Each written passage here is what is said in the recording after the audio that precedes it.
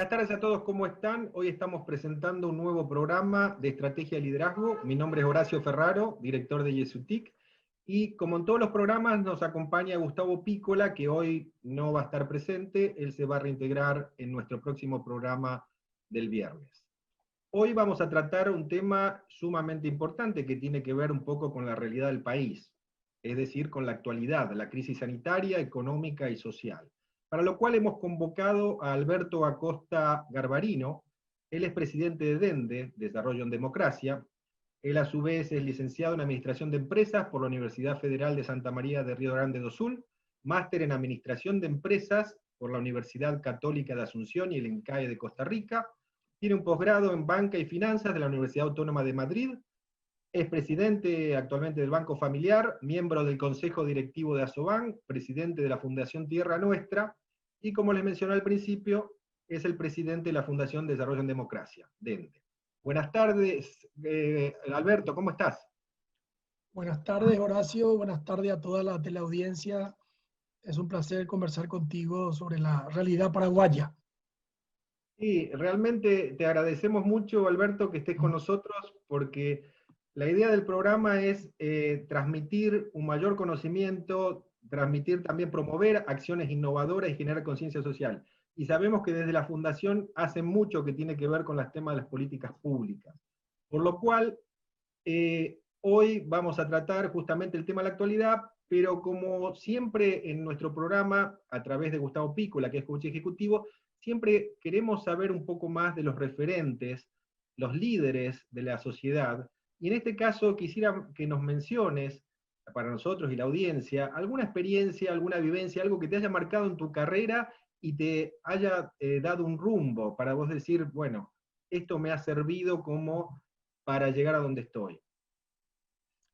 Bueno, para mí realmente la experiencia más marcante en toda mi carrera profesional fue justamente al inicio de la carrera. Yo venía de estudiar en Brasil, vine a Paraguay en una época en que Paraguay vivía un boom, el boom de Itaipú, de la construcción de la represa de Itaipú. Había una enorme demanda laboral y bueno, tuve la suerte de primero romper el círculo vicioso que uno trae cuando viene de estudiar afuera, que es ese círculo vicioso de falta de experiencia y no te dan la oportunidad, y falta de oportunidad pues no tenés experiencia, entras en un círculo vicioso. Yo tuve la suerte de rápidamente tener un trabajo muy importante, muy desafiante. Me tocó ser el que trajo a Paraguay las tarjetas de crédito, allá por la década del 80. En ese momento tuve que aprender sobre todo ese mundo que nadie conocía en el Paraguay, el mundo de Visa, de Mastercard, visitar las procesadoras a nivel regional. Estaba muy incipiente las tarjetas en esa época en toda América Latina. Entonces, no tenía no tenía el desarrollo que tiene hoy en día, evidentemente. Me tocó viajar, en esa época no había internet, no había todas las posibilidades que tenemos hoy en día, y me tocó armar de cero toda la operación, que después se constituyó terminó siendo Bancar finalmente la gran procesadora en Paraguay. Fui el primer gerente general de Bancar. Y realmente la experiencia de armar algo de cero es realmente extraordinaria. Yo te puedo decir que ningún curso que hice, ningún posgrado que hice, me permitió aprender tanto como esa experiencia de crear algo de nuevo, de cero. Tuve que negociar con el Banco Central la reglamentación de las tarjetas de crédito, tuve que ver todos los sistemas informáticos para poder instalar la operación de tarjetas en Paraguay, tenía que ver el sistema contable, el sistema, reclutar a la gente para trabajar conmigo. O sea, realmente hice un súper posgrado y sobre todo muy nutrido con experiencias que sí me venían de afuera, de Visa y de Mastercard, de las mejores prácticas en esta operación. Entonces, yo te diría que tuve la gran escuela de hacer algo de cero. Yo siempre le insto a la gente que arme algo nuevo. Cuando uno arma algo nuevo, que puede ser un local, en el caso yo estoy en el banco, a la gente que se encarga de abrir sucursales, por ejemplo, la experiencia es gigantesca, Horacio, ¿verdad? Y por otro lado, lo importante de ir afuera, de ver afuera, nutrirse de las mejores prácticas, pero actuar localmente, Claro. pensar globalmente, tomar lo mejor de afuera y aplicarlo localmente. Eso hoy se ve muy facilitado con Internet, ¿verdad? Con todas las Claro. redes que tenemos. En mi época había que viajar únicamente para hacer eso. Pero eso me marcó profundamente y todo lo que hice a partir de ahí estuvo basado en esos principios, Horacio.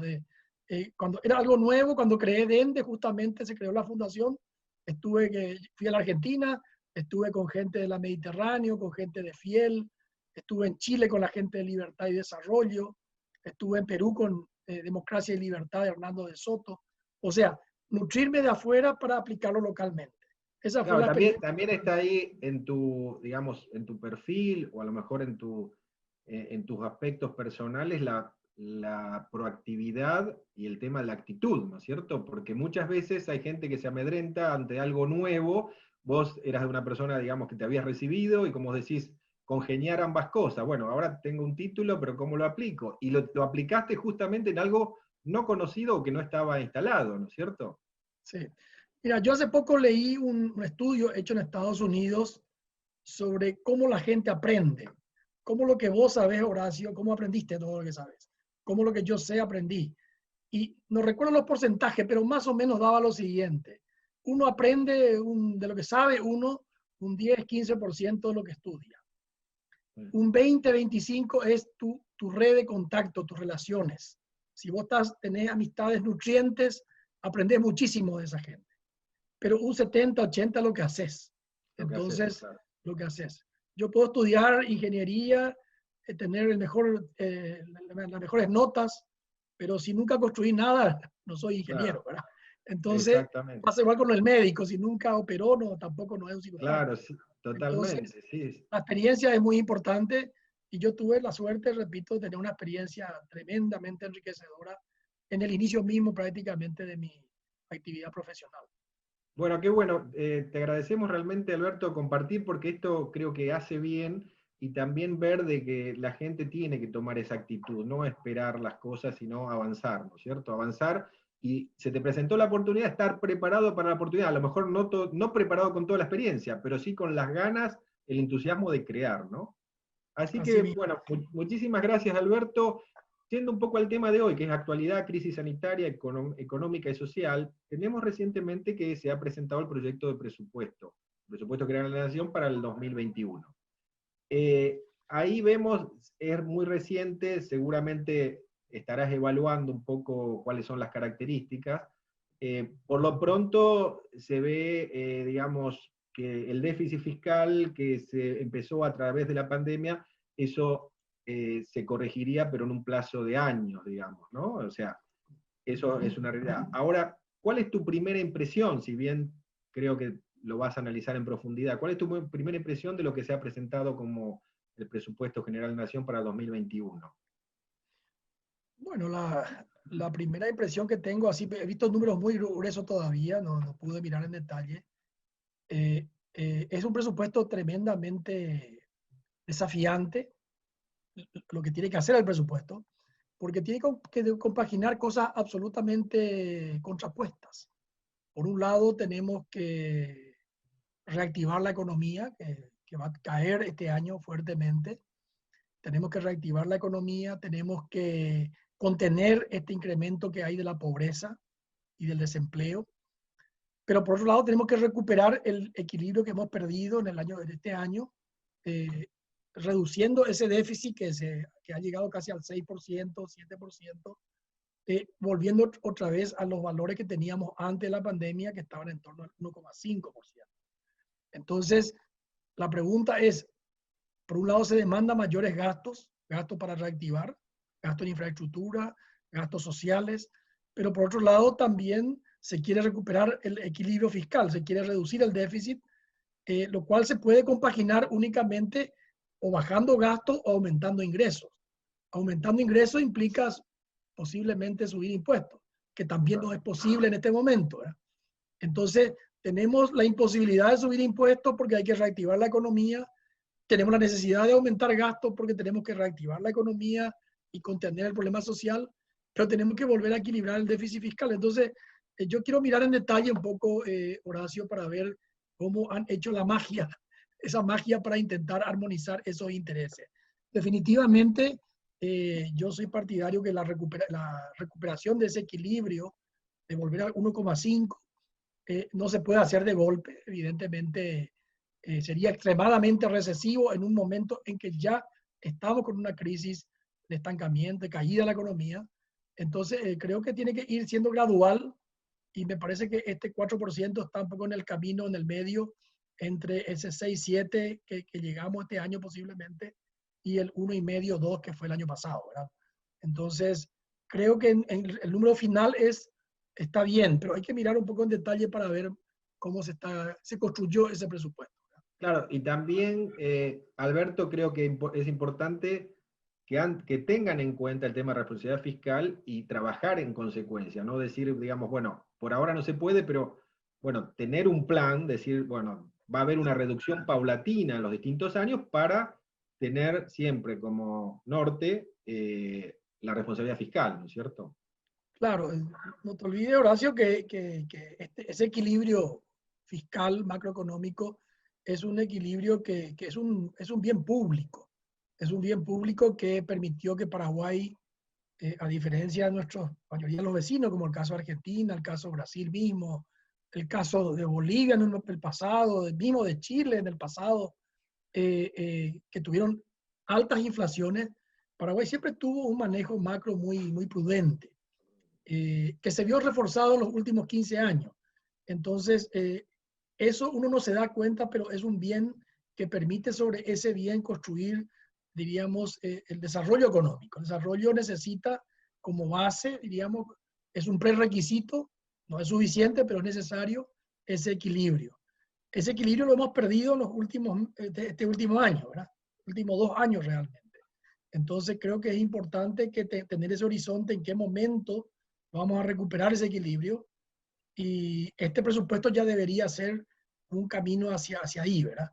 El otro tema es el tema del gasto público. Yo creo que definitivamente el Estado nuestro es un Estado que tiene un nivel de ineficiencia, sobre todo, y de corrupción en el gasto muy grande, que yo creo que ahí hay margen para poder tocar, diríamos, por ese lado ir bajando un poco ese déficit que no se puede tocar desde el punto de vista social, ¿verdad?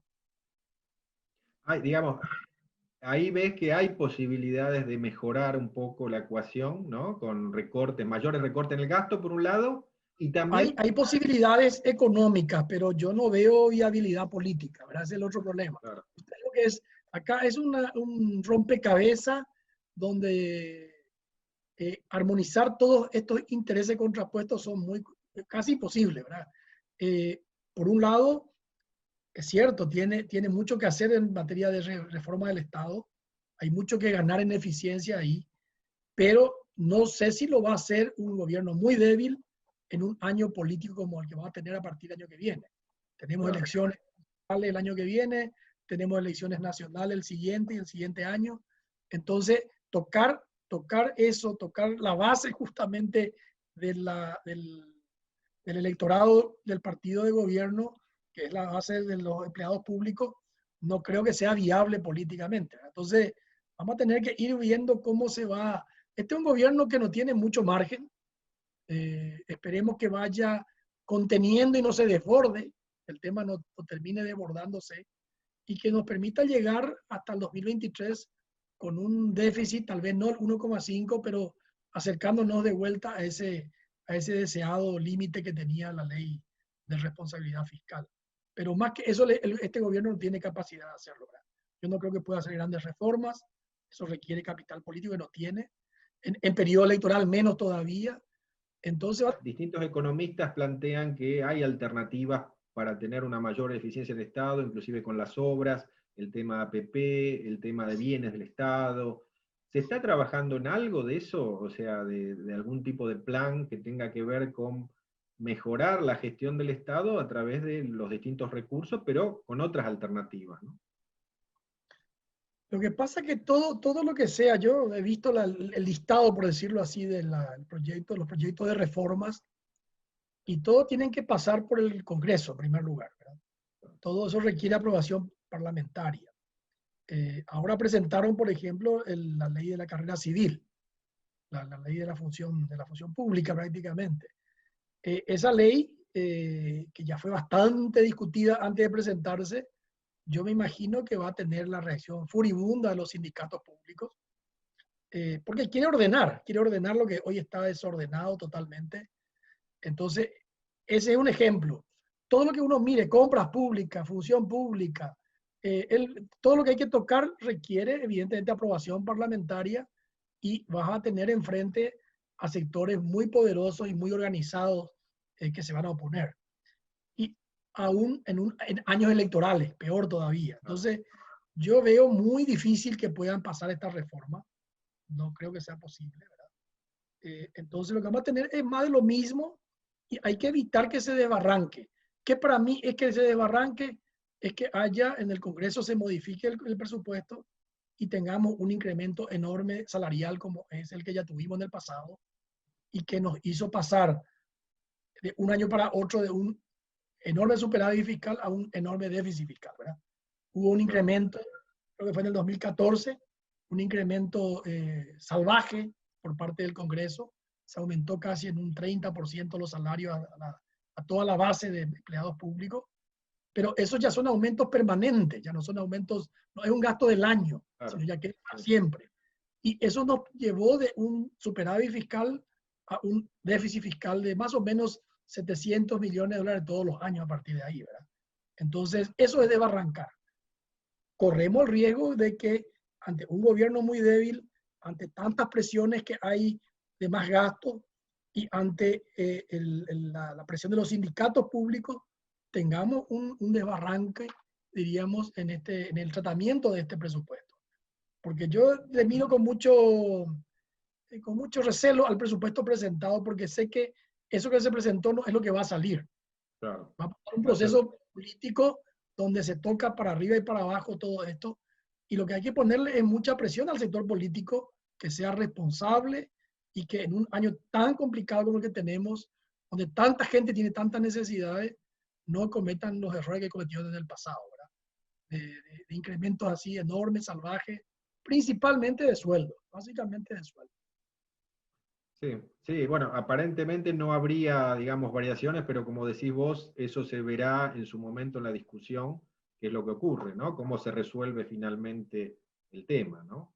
Ahora bien, yendo un poco al tema de la relación de deuda, PIB, ¿cómo ves la política de endeudamiento del último tiempo y de acá a futuro? O sea, ¿cómo ves esa relación? Porque vemos que cada vez viene aumentando, ¿no? Ese porcentaje. Bueno, nosotros lo que usamos, como se usó como argumento siempre, fue de que Paraguay estaba muy poco endeudado, y estaba de hecho poco endeudado. Y se usó el endeudamiento, se usó básicamente para inversión en obras públicas, ¿verdad? Eso permitió ir creciendo la deuda de forma gradual. Yo varias veces escribí artículos sobre el tema, ¿verdad? Quedó instalado en la gente la idea de que el déficit no podía pasar 1,5%. Ahora, yo hice hincapié varias veces en varios artículos, Horacio, de que realmente la ley, si uno lo mira bien a la ley, lo lee bien a la ley de responsabilidad fiscal, lo que dice es que el objetivo de la ley es que haya un equilibrio estructural del presupuesto. Eso quiere decir que en un horizonte de cierto tiempo, 5 o 10 años, tiene que haber un presupuesto equilibrado. Puede haber años con déficit y el déficit máximo es 1,5. El máximo es 1,5. Pero tiene que haber años en que se recupere eso para que haya un equilibrio fiscal en un horizonte de 5 años, por ejemplo, ¿verdad? Pero ¿cómo entendió la gente? No, 1,5 permanente, todos los años 1,5.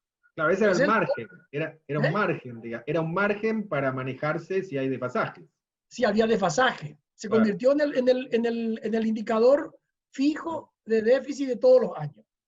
Por supuesto que si vos tenés un déficit todos los años de 1,5, eso también yo le hago mucho hincapié a la gente, Horacio, de que el déficit, no hay que mirar el endeudamiento es consecuencia del déficit. Claro. ¿Por qué se toma deuda? Porque hay déficit.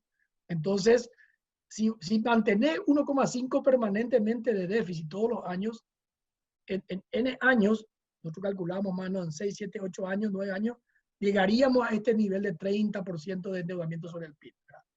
Que lo llegamos ahora, llegamos en un año, porque tuvimos que tomar deuda por la pandemia y Sí. lo que pensábamos que iba a ser un endeudamiento más gradual en un periodo más largo de tiempo, se hizo todo en un solo año. Entonces, hoy ya estamos arriba del 30-35% del PIB. El PIB también cayó en dólares por toda esta crisis que estamos teniendo. Entonces, hoy no hay mucho margen para seguir con esa política de seguir financiando el déficit con deuda. Evidentemente no hay mucho margen. Vamos a ir entrando en niveles de endeudamiento que el país después no va a poder pagar. Entonces, en algún momento va a tener que sincerar o aumentamos ingresos o reducimos gastos. Y yo creo que estamos llegando a ese momento. Lo único que tenemos ahora todavía es la pandemia encima, que nos obliga a, entre comillas, a usar una palabra que es hacer todavía irracionales económicamente, de gastar más de la cuenta, porque tenemos que combatir, apagar el fuego, como se dice en este momento, pero la volver a la racionalidad. Y la racionalidad significará encontrarnos con diríamos, la realidad de que no podemos seguir endeudándonos para cubrir déficit. Claro. ¿Y qué hacemos en ese momento? Y esa es la discusión que va a haber. ¿Vale? ¿Cómo o achicamos gastos o aumentamos ingresos? ¿Hay una reforma tributaria para aumentar los impuestos? ¿O hay una reforma del Estado para reducir los gastos? Claro. O ambas cosas, o ambas cosas. Esa discusión va a tener que llegar el año que viene o ya, en los próximos. Claro, en realidad el tema ya está. Por el tema de la pandemia, como vos decís, puede ser que no se ataque ahora, porque, bueno, todavía no está resuelto ese tema que afecta, pero el tema está en carpeta, digamos, es prioridad que debe tratarse, ¿no? Así mismo. Y considerarse. Ahora bien, un poco puntualmente el tema, digamos, ahora te llevo un poco a lo que es la situación económica en la frontera con Brasil. ¿Cómo ves ahí que la zona de Ciudad del Este y todo eso que ha sido bastante afectada? Y sí, ha sido muy, muy afectada, pero yo uso mucho una palabra que uso en el banco y creo que hay que usarlo también a nivel nacional. Hay que comenzar a distinguir. No es todo igual. Ciudad del Este Ciudad del Este son varias ciudades del Este. Hay una Ciudad del Este, y yo tengo cifras inclusive, hay cifras de Ciudad del Este de la venta con tarjetas de crédito con extranjeros. Eso cayó abruptamente. O sea, todo ese comercio con Brasil se desplomó prácticamente a cero. Está cerrada la frontera, o sea, en ese sentido luego no puede haber movimiento.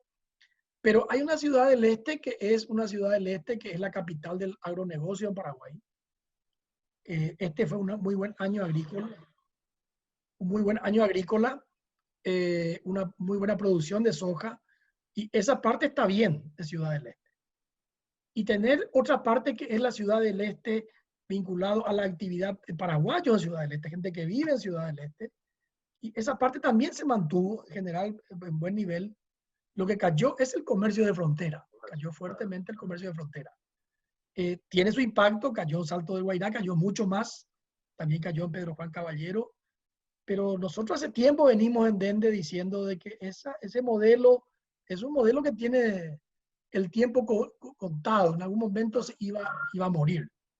No podemos seguir dependiendo de esa triangulación y hay que convertir y se está convirtiendo Ciudad del Este, por eso que no cayó todo, Horacio, lo que cayó es ese comercio, pero hay una Ciudad del Este que tiene que ver mucho con la parte más industrial vinculado, es cierto, afectada también por Brasil, pero esa es una realidad de Paraguay. Paraguay va a estar muy afectada siempre por Brasil y Argentina. Un país de una economía pequeña rodeado de dos países grandes, muy inestables. Vamos a tener que acostumbrarnos a vivir con esa realidad, ¿verdad? Alberto, estamos llegando al final del programa. Solamente para mencionar algún mensaje con respecto a lo que hablamos a manera de cierre. Bueno, estamos en una situación, el mundo entero está en una situación muy complicada, muy complicada. Una crisis sanitaria, una crisis económica, una crisis social. Esperemos que no termine en una crisis política también esto, ¿verdad? Yo creo que requiere mucho diálogo, requiere desarmar un poco todo este espíritu que hay de enfrentamiento, de división. Si no nos unimos ante un problema como este, ¿en cuándo nos vamos a unir, verdad?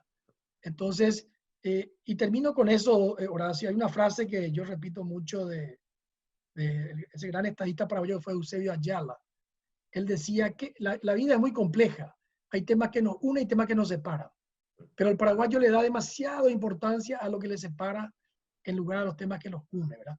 Entonces, yo creo que este es un momento en que la clase política, la clase empresarial, la prensa también, un mensaje a la prensa, que de alguna manera ha fogoneado todo este enfrentamiento, es el momento para buscar la unión ante un enemigo común, una pandemia que nos afecta al mundo, pero a Paraguay, que afecta a los más pobres y que si no lo enfrentamos juntos, no vamos a poder vencerlo, ¿verdad? Entonces, el mensaje es un mensaje de unión, de fraternidad. Yo puse en mi artículo el último domingo, libertad, igualdad y fraternidad. La fraternidad fue el principio olvidado de la Revolución Francesa. El liberalismo tomó la libertad, el socialismo tomó la igualdad y nos olvidamos que falta el tercer principio, que es la fraternidad. Sin fraternidad no vamos a salir de este problema. Bueno, Alberto, te agradecemos mucho haber participado con nosotros, realmente nos ha dado un panorama muy amplio y esperamos contar contigo en otra ocasión también para que nos expliques un poco cómo estamos. Así que muchísimas gracias por haber estado con nosotros. Gracias y estamos en contacto, Horacio. Muchas gracias, ¿eh? Y a nuestra Gracias. audiencia le decimos hasta el próximo programa. Muchísimas gracias.